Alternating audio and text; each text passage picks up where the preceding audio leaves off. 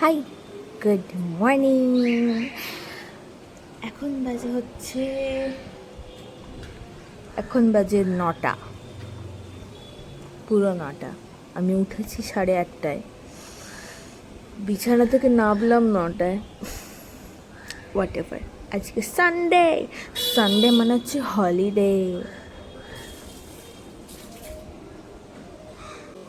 Also, আজকে day 4 of no eating sugar, so come, let's have a day 4 in my life of an 18-year-old bekar male.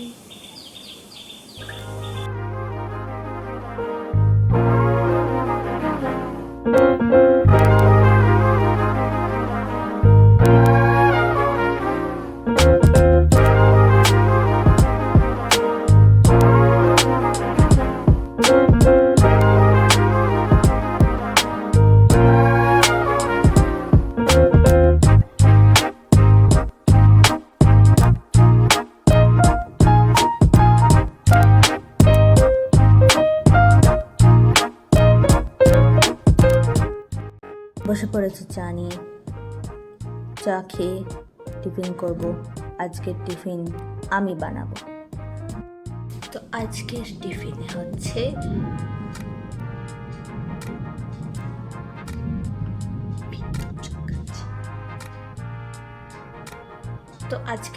হচ্ছে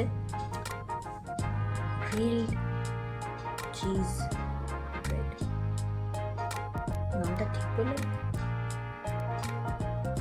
হ্যাঁ, মানে ব্রেডকে grill করে মাঝখানে cheese. কিভাবে বানাচ্ছি আসুন। তো আমি অলরেডি এখানে একটা বানিয়ে নিয়েছি, আর এখানে আমি একটুখানি বাটার দিয়ে দিয়েছি। তার মধ্যে আমি 2টো ব্রেড দিয়ে দেবো। তো ব্রেড দিয়ে দিয়েছি, এবার ব্রেডের ওপরটাতে অল্প বাটার দিয়ে দেবো। বাটার দিয়ে দিয়েছি, এবার উল্টে দেখবো যে গ্রিল হয়েছে কি না। উল্টানোর পর এই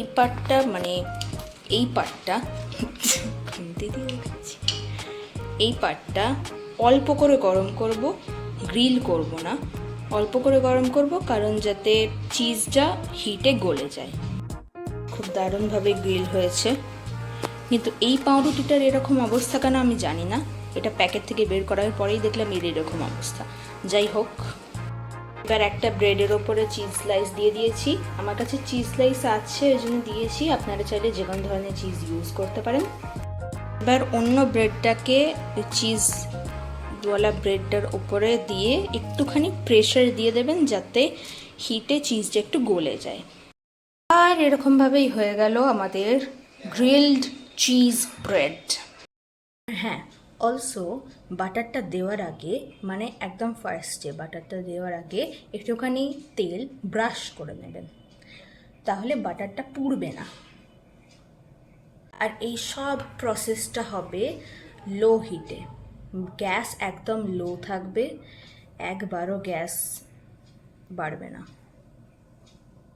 কারণ বাটারটা পুড়ে যাবে না হলে।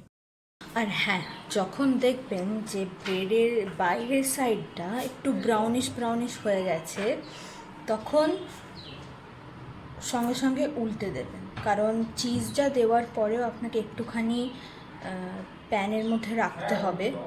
আর যদি আপনি আগে থেকেই ফুললি ব্রাউন করে দেন, তাহলে ব্রেডটা পুড়ে যেতে পারে, মানে একটু বেশি গ্রিল হয়ে যাবে, তখন কিন্তু ভালো লাগবে না।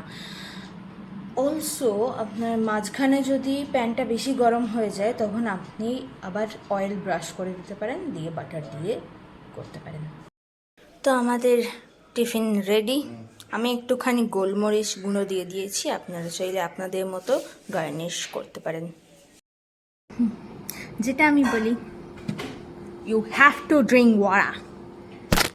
এবার খাওয়া যাক, খেয়ে দেখা যাক কেমন হয়েছে। এটা আবার ঠান্ডা হয়ে গেলে নাকি শক্ত হয়ে যায়, চিজটা শক্ত হয়ে যায়।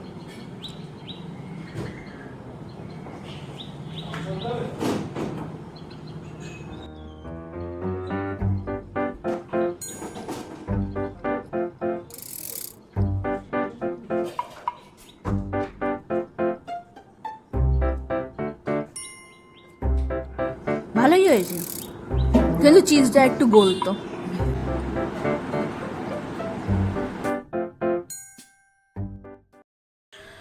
তো চা তো খেয়ে নিয়েছি, এখন বাজে 11:10। ঝটঝট করে আজকের motivational speech of the day বলে দিয়ে চান করতে যাব। তো আজকের motivational speech of the day হচ্ছে, always be positive, always be hyped and always be sporting.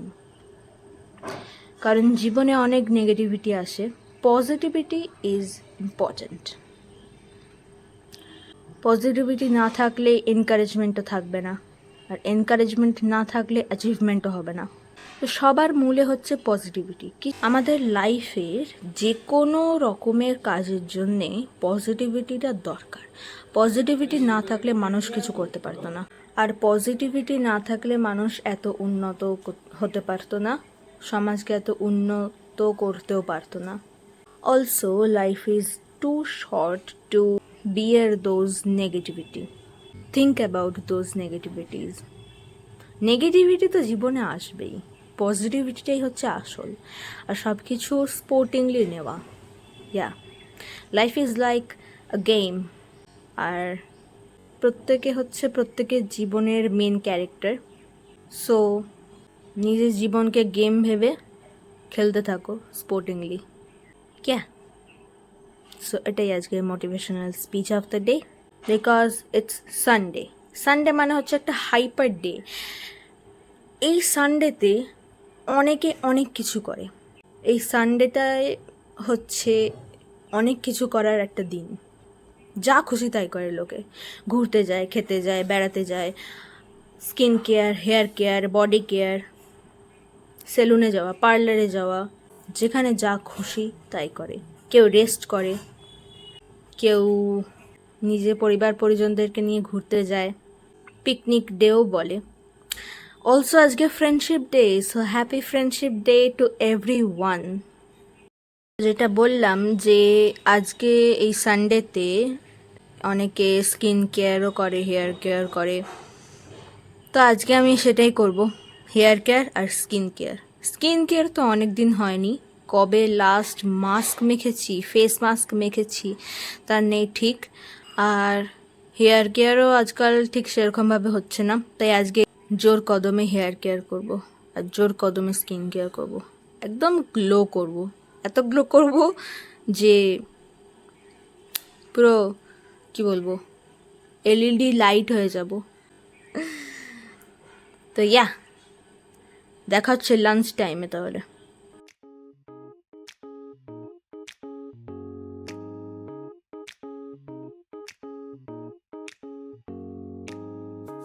তো খাওয়া দাওয়া অনেকক্ষণ আগেই ডান।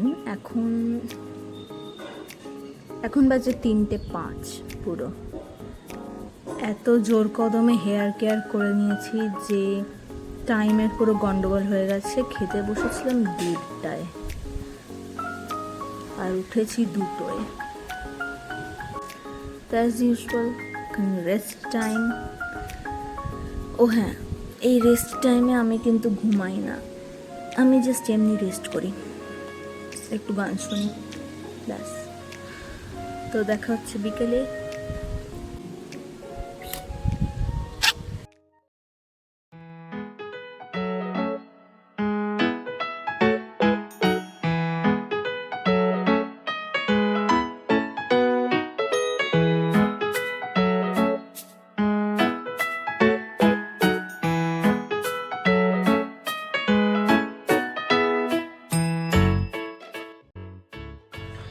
এখন বাজে 6:05। খুব অল্প খিদে পেয়েছে, তাই নিয়ে নিয়েছি একটা কলা। কলা হচ্ছে আমার ফেভারিট, আর দিনে একটা ফল খাওয়া তো উচিতই। হেয়ার কেয়ার করে চুল একদম সিল্কি আর শাইনি হয়ে গেছে, লাইক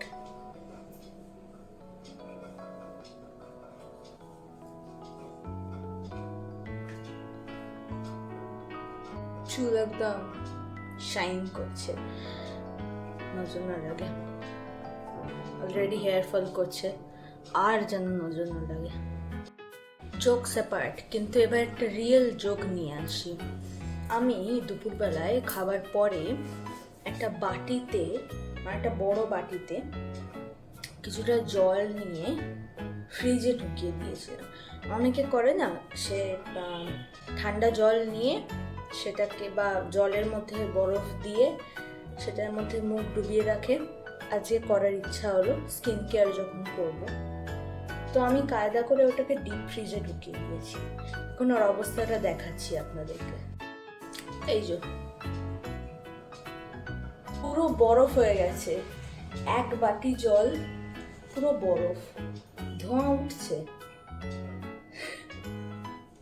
ও একটু জল পড়ছে।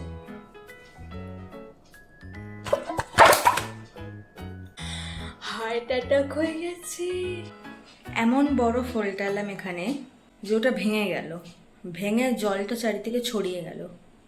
মানে কাজ বাড়াতে এক্সট্রা আমি তখন একটুখানি বরফ রেস্কিউ করা গেছিল, তার মধ্যেই একটু জল দিয়ে দিয়েছি। আর আমার কাছে এক্সট্রা বরফও ছিল, থ্যাঙ্কফুলি ওগুলো আরও একটুখানি দিয়ে দিয়েছি। ভালোই ঠান্ডা হয়ে গেছে।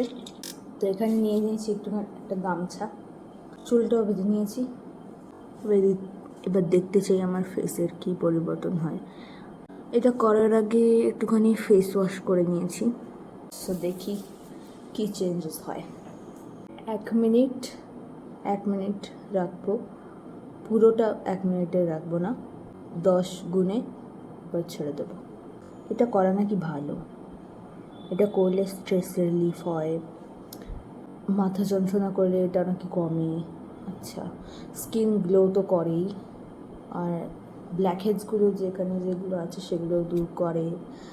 আচ্ছা, যাদের চোখের নিচে এখানে ডার্ক সার্কেল আছে সেটাকেও ঠিক করে দেয়। চোখের নিচে যে পাফিনেসগুলো থাকে কারো সেটাও ঠিক করে দেয়।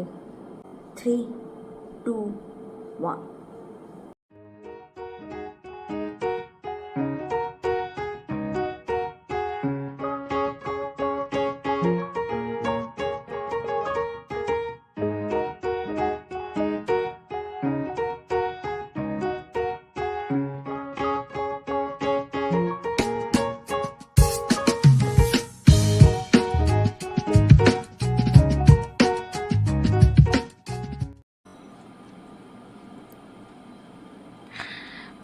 দেখে মনে হচ্ছে যেন কেঁদেছি।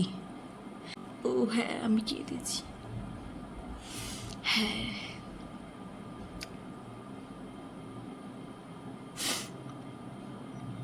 আমার আইল্যাশগুলো দেখে মনে হচ্ছে বড় হয়ে গেছে।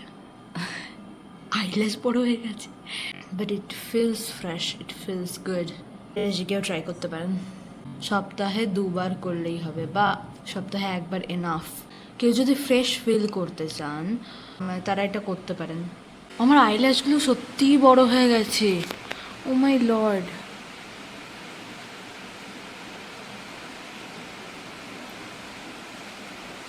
ভালোই ডিফারেন্স বোঝা যাচ্ছে। আগে যে ভিডিওগুলোতে দেখতে পারবে যে আমার ফেসটা একটু ডাল টাইপ ছিল, এখন একটু গ্লো লাগছে, ফ্রেশ লাগছে। কেন ডাল লাগছিল আমি জানি না। বৃষ্টি হচ্ছে, কত বৃষ্টি হচ্ছে, সকাল থেকে কতবার যে বৃষ্টি হচ্ছে তার নেই ঠিক। এটা আমার করা হয়ে গেছে, এরপরে টোনার আর ময়শ্চারাইজার মেখে ফেলবো। এটা হচ্ছে টোনার আর ময়শ্চারাইজার মাখার পর। একটু ওপর করে দেখাই।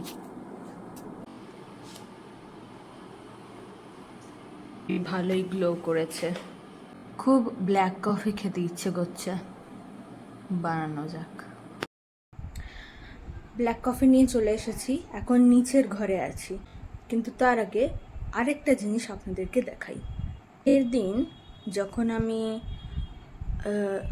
আমার মোটিভেশনাল স্পিচটা দিচ্ছিলাম, তখন আপনারা নিশ্চয়ই শুনে থাকবেন একটা হাতুড়ি ঠোকার শব্দ হচ্ছিল কন্টিনিউয়াসলি, ঠক ঠক করে। ওটার কারণটাই আমি দেখাবো। কারণটা হচ্ছে এইটা, আমাদের নিচের ঘরের রিনোভেশন চলছে, তো এই সব লাল মেঝে ভেঙে দিয়ে এর ওপরে টাইলস বসানো হবে। এই ঘরটার ঢালাই হয়ে গেছে, এই ঘরটারও রিনোভেশন হচ্ছে।